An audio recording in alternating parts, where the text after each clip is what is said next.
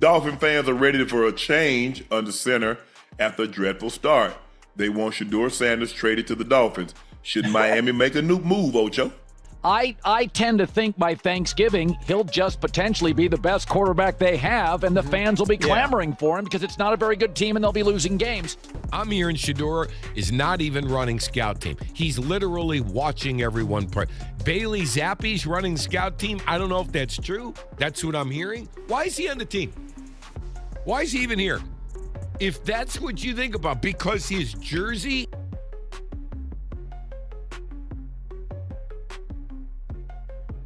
Most people didn't even know his name before kickoff. By the end of week 1, Harold Fannin Jr. had done something no rookie tight end in NFL history had ever achieved. 7 catches in his very first game. A record-breaking debut that left analysts stunned, fans scrambling to learn who he was, and defenses suddenly on notice. How did a 20-year-old from a small school like Bowling Green walk into the league and immediately look like a nightmare matchup? That's the story we need to talk about. When fans heard the name Harold Fannin Jr., most of them had the same reaction. Who? He didn't come from Alabama, Georgia, or Ohio State. He wasn't a 5-star recruit plastered across ESPN.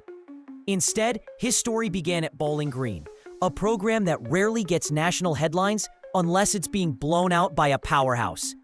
The orange and brown jerseys weren't supposed to produce the most dominant pass catcher in all of college football. But that's exactly what happened. In 2024, Fannin rewrote the record books in a way that didn't even seem possible for a tight end. He didn't just set records at his position. He outperformed every wide receiver in The first 4 weeks, the staff is going to tell him, Shedeur's not ready, Shedeur's not ready. My guess is they go 0-4, maybe they go 1-3. Haslam's going to come down on Sunday, October 5th. And he says, I want Shedeur to play against Minnesota. Nation. By the end of the season, he had 1,555 receiving yards, the most in FBS. He also led the country in receptions, receiving yards per game, and receptions per game. Think about that.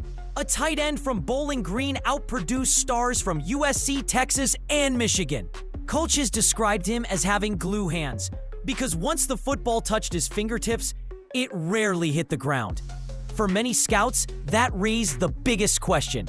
Was it real or just a product of small school competition? It's easy to dominate in the MAC, skeptics argued. But would his skills translate against NFL speed, size, and schemes? Fannin didn't look like the most explosive athlete on tape, and his blocking was called a work in progress. Some even labeled him a system player who thrived only because Bowling Green force-fed him targets. And yet, for people who actually watched his games, there was something different about him. His routes looked smooth, his timing precise, and defenders never seemed to stay in front of him. He had an uncanny ability to find soft spots in coverage, to adjust his body just enough to shield defenders, and to haul in contested catches with calm confidence. Those skills aren't about conference strength, they're about instincts, and instincts translate anywhere. So while most of the country overlooked Harold Fannin, NFL teams quietly started to take notice. He wasn't just another college star with inflated stats. He was a 20-year-old with the body of a tight end, the production of a wide receiver, and the mentality of someone who believed he belonged on the biggest stage. The real test would come on Sundays. And as it turned out, he was ready much sooner than anyone expected. The first week of the NFL season usually belongs to the established stars. Patrick Mahomes lighting up defenses, Justin Jefferson racking up highlight catches, Micah Parsons wreaking havoc in the backfield. Rarely does a rookie tight end steal the spotlight. But Harold Fannin Jr. broke that script immediately. In his debut, he caught 7 passes for 63 yards. On paper, that might sound like a solid outing, nothing earth-shattering. But context changes everything. 7 receptions tied the all-time NFL record for the most catches by a rookie tight end in Week 1. Not Rob Gronkowski, not Tony Gonzalez, not Travis Kelce.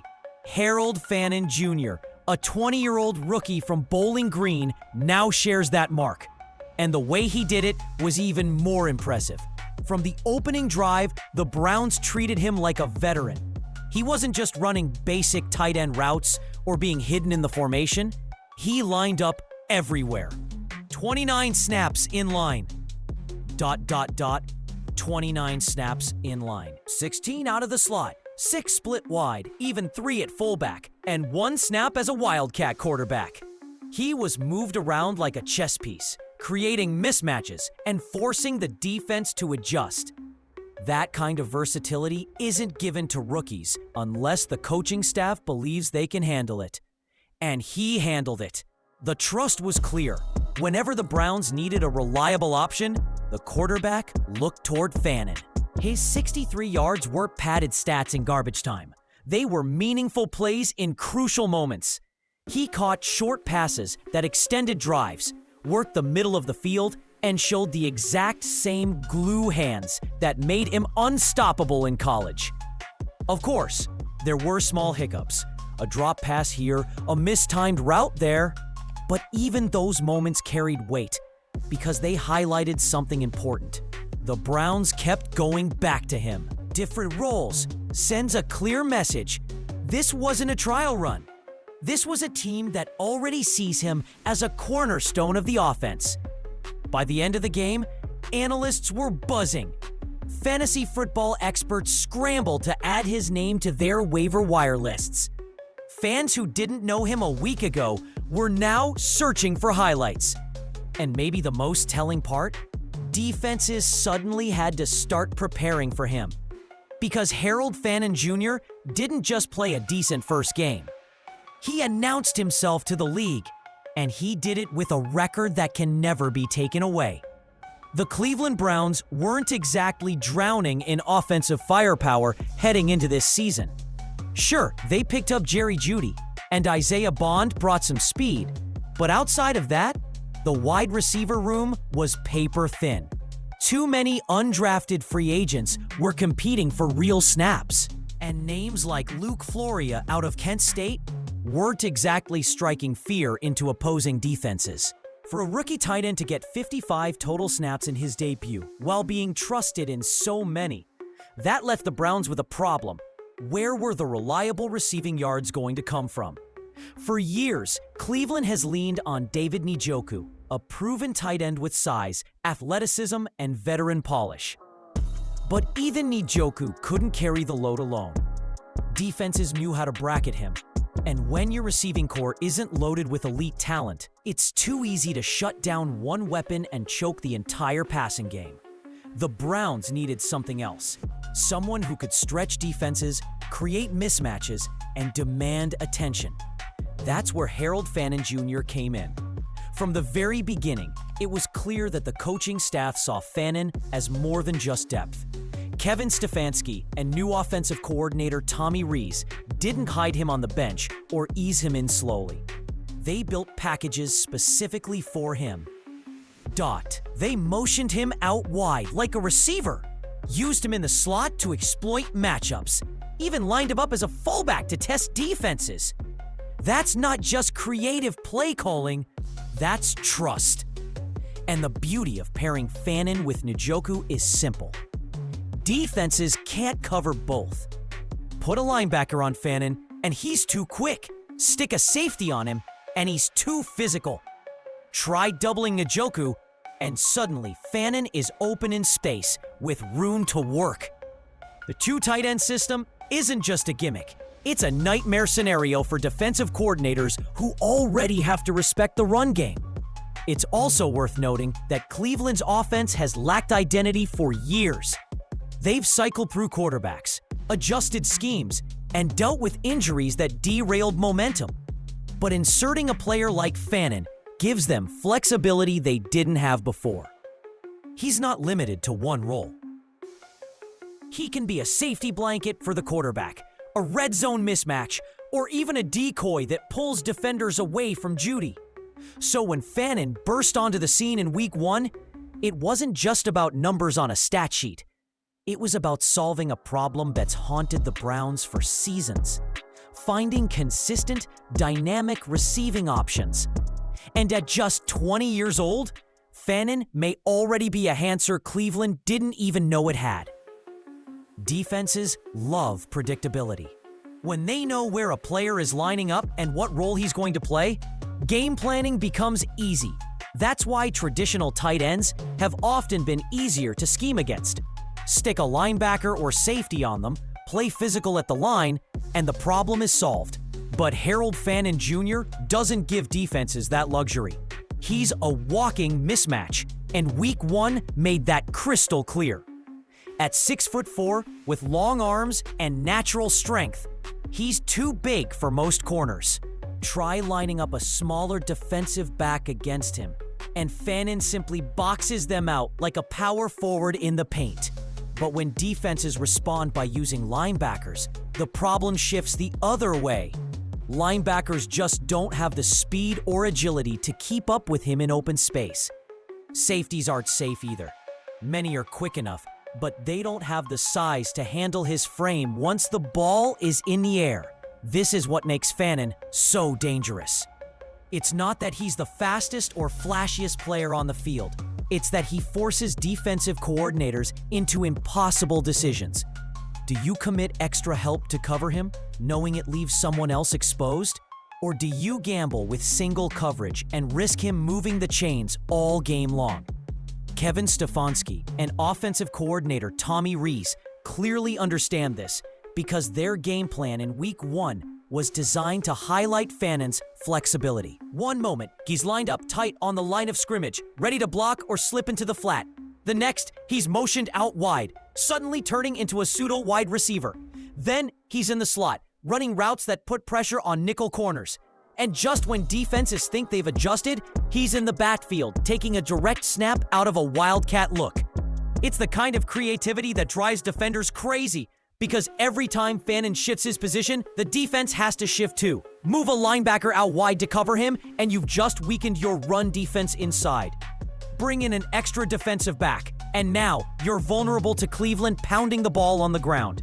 That's the chess match, and Fannin is already proving to be a queen on the board, moving in ways that bend defenses to their breaking point. The best comparison is Rob Gronkowski in his prime with the Patriots. Gronk wasn't just strong and skilled. He forced defenses into bad matchups. Fannin is showing those same qualities early, and at just 20 years old, the nightmare is only beginning for the rest of the league. When you talk about rookies making an impact, most people expect highlight reel plays, one-handed catches, 70-yard runs, or jaw-dropping touchdowns. Harold Fannin's debut wasn't about a single viral moment. It was about the little things he did on nearly every snap that showed he already plays the game like a veteran. Let's start with his routes.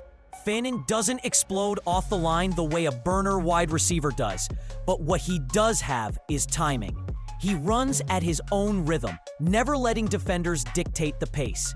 That means cornerbacks and safeties struggle to predict when he's going to break or cut. He might look slow for a step or two, then suddenly snap into his route and create separation. It's the same way Luka Doncic dominates in basketball. Not by outrunning everyone, but by controlling tempo and always staying one beat ahead. Then there's his positioning. On several key plays, Fannin didn't even need to beat his man outright. He simply placed his body between the defender and the football, giving the quarterback a clean target. That's textbook tight end play, using size and leverage rather than raw speed.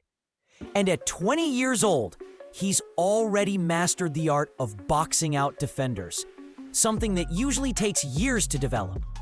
Blocking, too, was an underrated part of his performance. Critics said he was just a receiving tight end in college, but in Week 1, he held his own on the edge.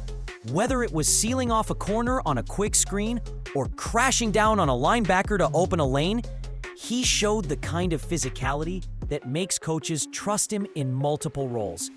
That versatility isn't just a bonus. It's what keeps him on the field for 55 snaps in his very first game. Another piece worth noting is how the Browns used motion with him. Modern NFL offenses thrive on pre-snap movement, forcing defenses to reveal coverages or shift responsibilities. Fannin was part of that chess game. He would motion from the line to the slot, dragging defenders across the field, and suddenly the Browns had clarity on whether they were facing man or zone. Even when he wasn't the primary target, he was helping create opportunities for his teammates simply by moving around. The bottom line, Harold Fannin didn't just rack up 7 catches. He showed he could handle the mental side of the game. He found soft spots, created mismatches, blocked when needed, and made the defense adjust to him instead of the other way around. That's rare for any rookie, but for a 20-year-old tight end in his very first game, that's almost unheard of. When people try to understand Harold Fannin Jr., they keep asking the same question. How is he this effective when he doesn't even look that fast or explosive? Defenders are right in front of him, yet somehow he still creates space. Safeties have angles on him, and then suddenly the ball is in his hands. It doesn't make sense on the surface until you think about basketball. The best way to explain Fannin's game is by comparing him to Luka Doncic of the NBA. Luka isn't the quickest guard in the league. He doesn't jump out of the gym. But ask any defender who's tried to stop him, and they'll tell you it's one of the hardest assignments in basketball. Why? Because Luka controls tempo. He changes speeds, uses angles, and keeps defenders off balance. They can't predict what he'll do next, and that unpredictability makes him nearly impossible to guard. Fannin plays football the same way. Watch his routes closely. He doesn't rush them. He lulls defenders with a steady pace, then makes subtle changes that throw off timing.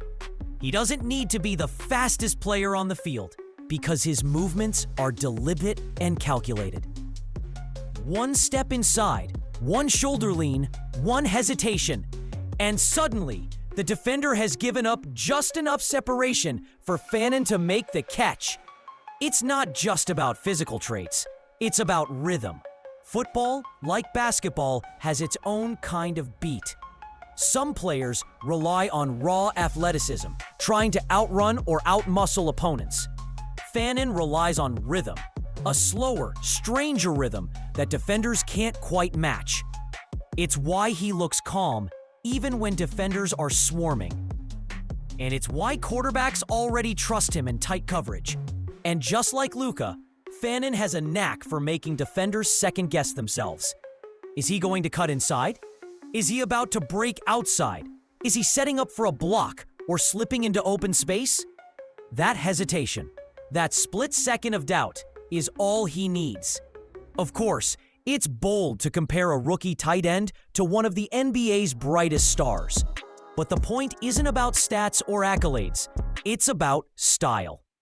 Fannin plays with a uniqueness you can't coach. You can't teach someone to have that rhythm, that control, that ability to look unthreatening until the exact moment they strike. That's what makes Luka special on the court, and that's what already makes Harold Fannin such a problem on the field. So while some fans are still asking whether his breakout is real, defenders already know the truth. Covering Harold Fannin feels less like guarding a rookie tight end and more like chasing Luka Doncic on grass. For the Browns, Harold Fannin Jr. isn't just a nice surprise. He's a lifeline. This is a team that has spent years searching for offensive identity, cycling through quarterbacks, dealing with injuries, and struggling to keep pace with the league's top-scoring units.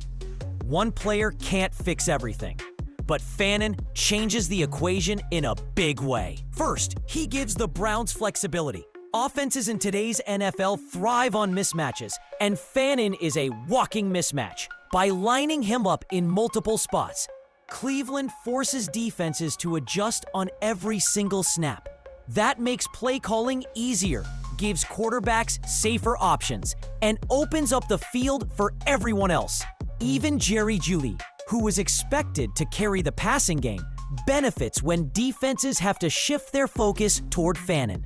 Second, Fannin's age makes his impact even more striking. At just 20 years old, he's already showing poise and instincts beyond his years. Most rookie tight ends take 2 or 3 seasons to find their footing. It's one of the hardest positions to master because you're asked to block like a lineman and catch like a receiver. The learning curve is brutal. But Fannin skipped the adjustment period. He walked in, took 55 snaps in his debut, and played like he belonged. That doesn't just happen. And then there's the long-term picture. If Fannin continues on this trajectory, he's not just a complementary piece. He's a foundation. Imagine what this offense looks like when he and David Njoku are both healthy, creating constant headaches for defensive coordinators. Imagine what happens if the Browns eventually land a young quarterback like Shedeur Sanders, someone who can grow with Fannin for years to come. Suddenly, Cleveland isn't patching holes. It's building something sustainable. Most rookies come into the NFL hoping to make an impression. Harold Fannin Jr. came in and made history. 7 catches in his debut tied an NFL record. But the real story wasn't just the number, it was how he did it. Moving all over the field, blocking, catching, creating space, forcing defenses to adjust. All the things veterans are trusted to do, he did in week 1. And while skeptics will say it's only one game, the signs are impossible to ignore. The instincts, the rhythm, the versatility, those don't vanish after one Sunday. Those are traits that last, traits that grow, traits that turn promising rookies into household names. Think about where he started, a little-known tight end from Bowling Green, dismissed by many as a product of small school competition. Now, he's in the NFL, already proving that his dominance wasn't a fluke. The same kid who led the entire nation in receiving is now making defenders in the pros look just as confused. So the question isn't whether Harold Fannin Jr. belongs. He's already shown that. The question is just how far this ride is gonna go. If week 1 was only the beginning, defenses better start preparing now, because once the Browns fully unlock what they have in Fannin, stopping him might not be possible. Bowling Green's underdog has become Cleveland's weapon. And at just 20 years old, Harold Fannin Jr. isn't just making history. He might be writing the first chapter of something much bigger.